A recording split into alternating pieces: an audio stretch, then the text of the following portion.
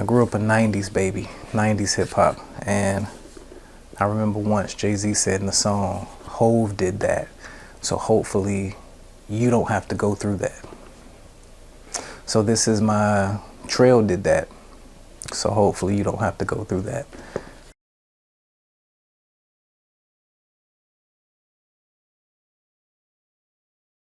Today I want to talk about the RØDECaster versus the Zoom PodTrak 4.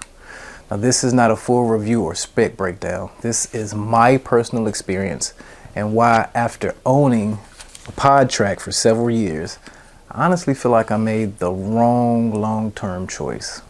If you're deciding between these two units, especially thinking about longevity, then listen up. Both of these devices are widely used by creators. They're designed to simplify audio recording.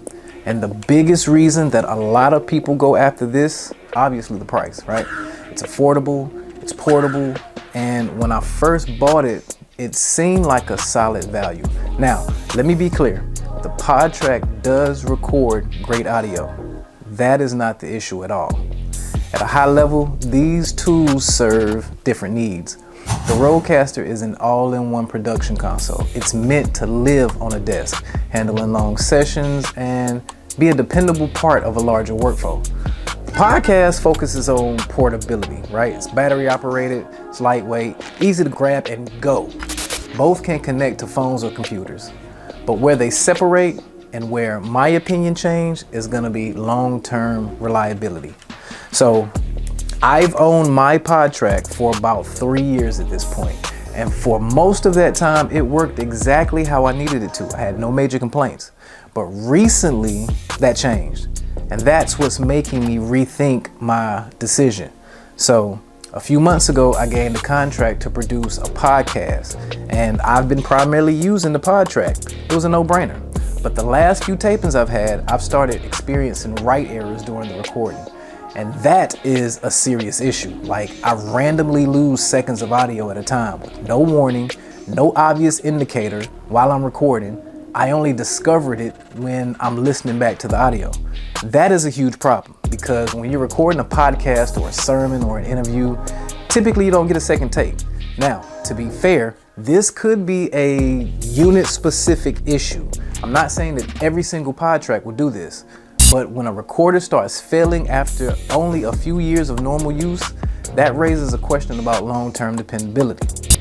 That's why I feel like I made a bad choice. Not initially, but long-term. The PodTrak's biggest advantage is cost, but that value disappears if I can't fully trust the recording. Good audio means nothing if parts of it are missing. Reliability matters way more to me now than saving money up front. You ever heard the phrase, you get what you pay for? Yeah. And see, that's where the RØDECaster wins for me now. I've used them multiple times over long sessions and I've never lost audio. I've never had a write error. I've never had a missing segment. The thing just works. That consistency is something that I value more today than when I first bought the PodTrak. So again, this is not a tear down and hate towards Zoom. I actually like this product. But this is simply my experience and why reliability is the main reason I probably should have bought a podcast or a RØDECaster from the start. If you've had similar issues or a different experience altogether, drop it down in the comments.